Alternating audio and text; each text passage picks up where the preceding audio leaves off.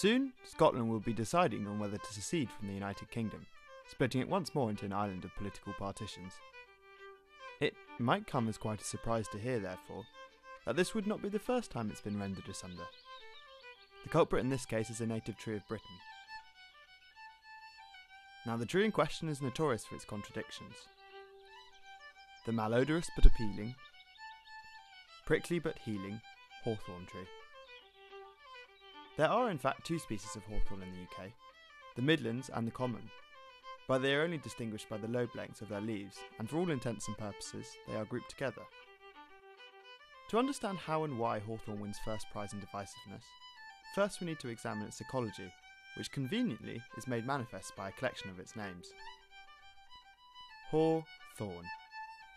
Haw, despite what you might have thought, does not come from the misogynistic view of a promiscuous tree, but the name of its autumnal fruits, which are deliciously bitter and give you stomach cramps. Though if boiled, jarred or steamed, you might find yourself with a collection of chutney, brandy and heart medicine.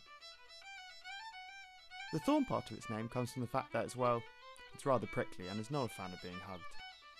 The May tree. Now, it may not be a tree you would be inclined to shake hands with, but everything changes come spring. Rural Britain is illuminated by the appearance of the hawthorn flower, with pink stamens set against 5 white petals. The view is a delight to passers-by, while its rotten smell is the odeur pour insect for many carnivorous beetles. Quick. It's called quick because of just that. It's a fast grower shooting up at over a foot a year.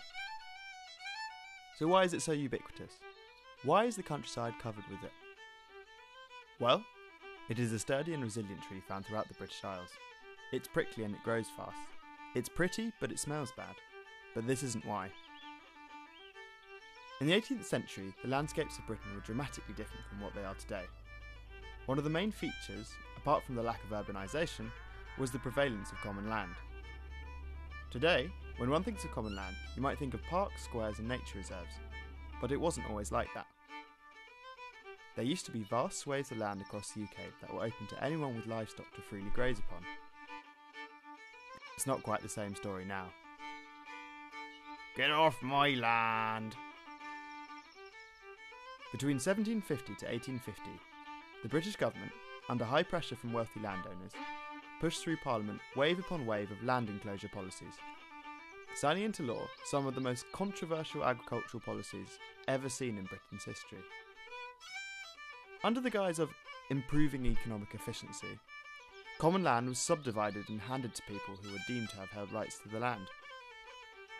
And how was it partitioned? Hedges. Hawthorn hedges. Their prickly thorns and quick growth provided the perfect organic wall to keep other folk out and wandering cattle in. As you can imagine, many people were distraught by these, especially low-income rural workers, who attempted to violently resist these new laws. After all, wouldn't you if you found your food supply and livelihood disappear, leaving you landless and destitute overnight? But the law persisted, and with the rapid loss of common land, rural peoples were forced to find employment in the cities. And this has actually been argued to have provided the people power needed to kickstart the Industrial Revolution. Even today, the effects of the enclosure movement are still felt, with 0.6% of the UK's population owning nearly half the land.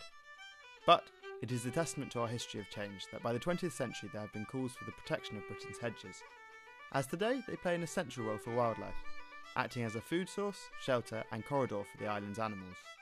So the next time you see a hawthorn, just give a few seconds thought to the stories it has to offer, a tree of sorrow and support, of divisions and contrasts.